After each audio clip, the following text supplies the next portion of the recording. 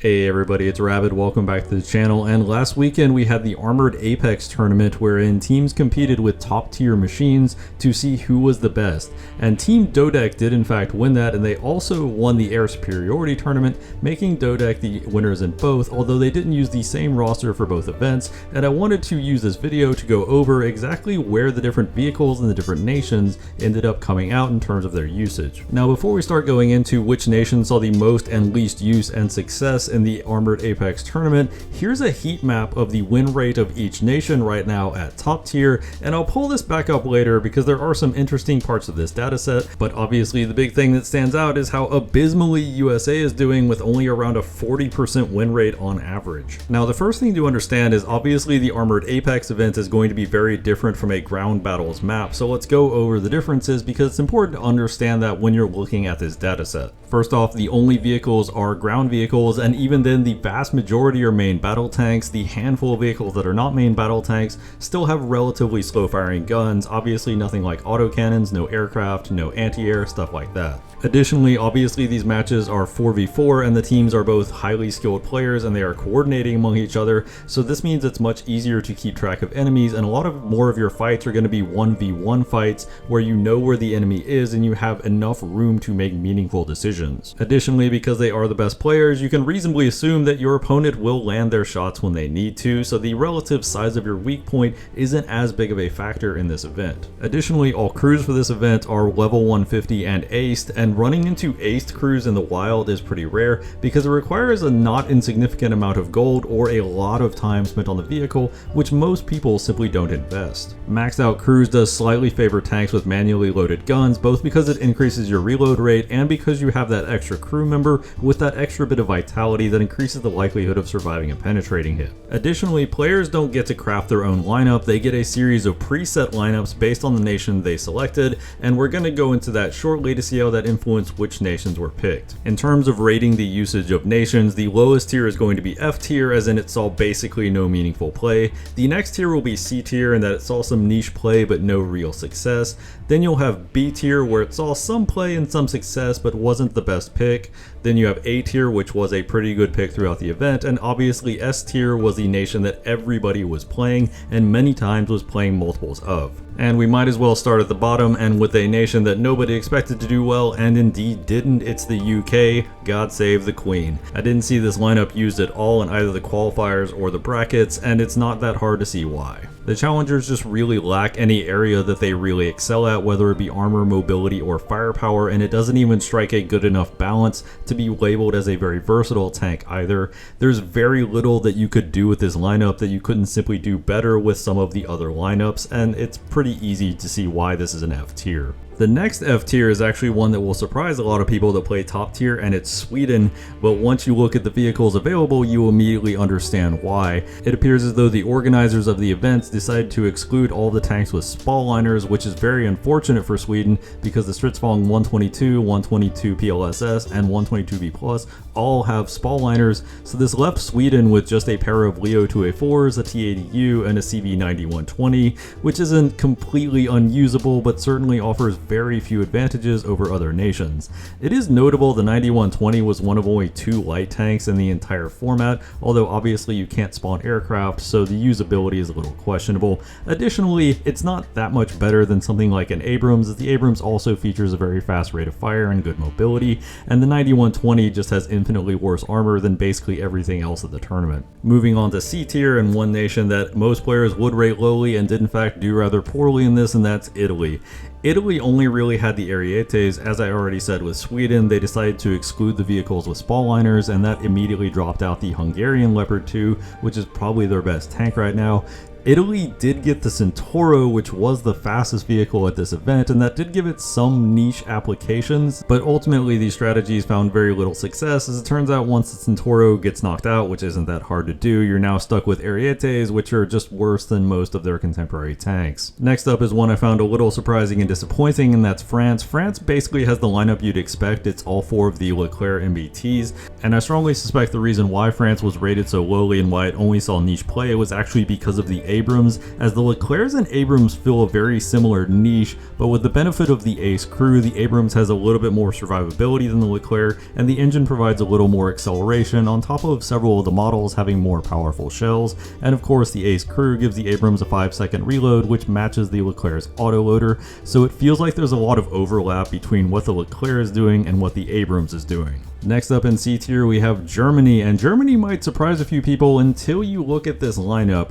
The most powerful tank they have available to them is the Leo 2A5. Arguably the PL is a little better, although that's kind of splitting hairs. They don't even have the 2A6, which means there were no L55 guns in the entire tournament equipped with DM53. Obviously the 2A7V didn't make an appearance because they were excluding Spallliners, but I'm kind of surprised we didn't see the Leopard 2 PSO there. On the whole, I would rate this lineup as unspectacular but usable, and I feel like it just kind of gets outclassed by the Abrams a little too much, given the exclusion of some of the better German vehicles. Next up is the nation that I don't think anybody else was really expecting to see all the way down in C tier, and that's Russia. Now it turns out that Russia did have one of the better lineups that it could have theoretically had. The only thing it's really missing is the T90M, and they did at least give Russia the T80s to give it some level of mobility and at least something resembling a reverse gear. The problem is the T72B3 is really unspectacular, the T80U is usable if underwhelming, and the T80B is almost a complete throw,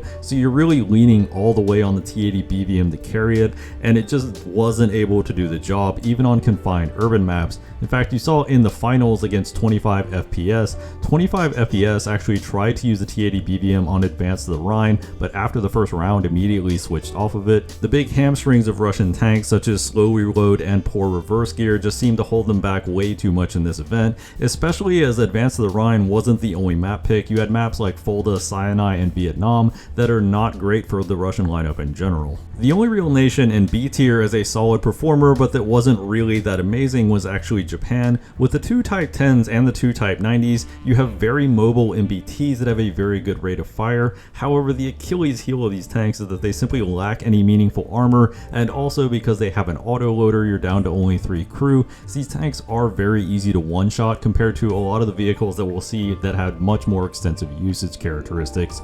That being said, good mobility and a high rate of fire in the hands of a good player can definitely get good results, and there were some good games in these vehicles, so they at least had that going for them. Next up we have the A tier vehicles for the event, vehicles that were commonly featured among a lot of teams and had a lot of success rate, and these are vehicles that were commonly featured in Dodec, the winning team. The first nation, which is actually China, might come as a little bit of a surprise to everybody, but they have been a bit of a sleeper hit this entire time and enjoyed a pretty favorable top tier win rate. The big thing about China that differentiates their tanks from the Soviet tanks, despite being very similar in design, is that the Chinese tanks actually have smaller frontal weak points, especially around the turret ring and turret face, and also don't tend to have a driver's hatch, or at least as prominent of a one as the Soviet tanks, so if you can hide the lower front plate, they have a much more annoying armor profile, and the WZ-1001 and ZTZ-99A actually had a much better reverse gear than basically every Russian tank at around 30 kph. Interestingly enough, the tournament organizers actually forgot to put a graphic for China showing its vehicles, so in addition to the ZTZ-99A and WZ-1001, they also had the VT-4A1 and another vehicle that I never saw throughout the event. Whatever it was easily worse than the rest, so it was either the ZTZ-99 Block 2 or 3 or maybe even a 96A. It didn't really matter that much. Despite the VT-4A1 being a technically newer addition to the game and slightly more advanced, it actually saw noticeably less play than the 99A and the 1001, likely because its reverse gear is significantly worse. The 1001 was the most common first spawn for this vehicle, which makes sense as it mostly is just a 99A with a gun that has higher penetration and a higher muzzle velocity. The other nation in the A tier that ended up being used by basically every team and would probably surprise a lot of people is actually Israel. This is the first big showing Israel has had in any of these major events, and there's probably a few reasons for it. The first one is a lot of the previous tournaments have been combined arms, so it's included air, anti-air, all those elements, and Israel is just very weak in a lot of other areas. On top of that, the Merkavas did get an upgraded reload that got their reload to the same level as the Leopard 2, whereas previously it used to be one of the longest reloads at top tier, and of course everybody discovered the very goofy shell that the 120 Israel tanks have access to that can get some really janky janky kills, and of course every player that was running the Merkavas was running a ample volume of those shells to get said janky kills. That being said, the very high reverse gear on the Merkava 4s almost certainly contributed to it being a top pick, on top of its very bouncy turret and its annoying layout, and of course the aced crews certainly didn't hurt it in the durability department. I noticed throughout the event that the team seemed to be using the Merkavas as essentially anchors to hold down key positions, as once a Merkava is in a position, it's kind of hard to get rid of it. As an interesting side note, at the beginning of the event, a lot of teams were first spawning the Merkava 4M, but later started first spawning the Merkava 4B. This likely has to do with the fact that the 4M, the only major advantage it has is that it has a trophy system, which adds about half a ton to the weight, but obviously in this event there are very few vehicles firing guided missiles, so the trophy doesn't really do much. However, it doesn't hurt it strictly speaking, it's not that big of a deal, but when you have a 64-ton vehicle, every bit of weight matters. These attributes made the Merkava 4s a common fixture on basically every team, with some teams even running 2 of them. Speaking of running multiples of the same nation on the same team, this brings us to our only S-tier competitor, the good old US of A, which is very weird given its win rate at top tier, but I do think there are some contributing factors that helped it out here a lot. Now, as you can see from the selection of vehicles, USA is actually missing its 2 top Abrams, the CEP and the CEP V2. However, I think that actually helped USA and not hurt it, and if you've seen my videos on the Abrams, you know my opinion is that Abrams are at their best when they are faster, not necessarily when they are heavier. And of course here we have the 3 lightest Abrams and the M1A2. On top of that, the lack of L55 guns firing DM53 in this particular format meant the M1A2 Abrams officially had the best gun in the format, with the best gun handling, one of the fastest reloads, and the best shell. That being said, despite having the best gun, the M1A2 was not the most common first spawn. The most common first spawn was the M1A1 because it is noticeably lighter, and in many instances the gun is going to be exactly as good, and the IPM1 also prominently featured a few times here as well. That's not to say the M1A2 was bad by any stretch of the imagination, but it felt like as the event went on, players started to figure out more and more that the main advantage of the Abrams really is the mobility, and put more and more emphasis on getting the versions of the Abrams that had the best mobility and not necessarily the most powerful gun. Combined with a 4-man crew and blow-up panels, an Abrams could actually survive a few hits, although it wasn't in any way reliable and would frequently get disabled with the first one. What really seemed to set the Abrams apart for teams is that the Abrams has a lot of active advantages. Good mobility, good reverse gear, fast reload, responsive turret drive, good shell. All of these factors that if you are playing well will help you play even better, on top of the fact that with these small team sizes, sometimes you just really need to get to the other side of the map incredibly fast, and the Abrams is one of the more capable vehicles of doing that. All of these factors combined meant the Abrams was in basically every team, some teams running 2 or even 3 Abrams. Looking back at team comps and Dodec, the winning team mostly seemed to settle on 2 USA, 1 China, 1 Israel, selectively switching out the China for another Israel on key maps. This also seems like a good time to go back to that heat map of win rates and put another heat map next to it.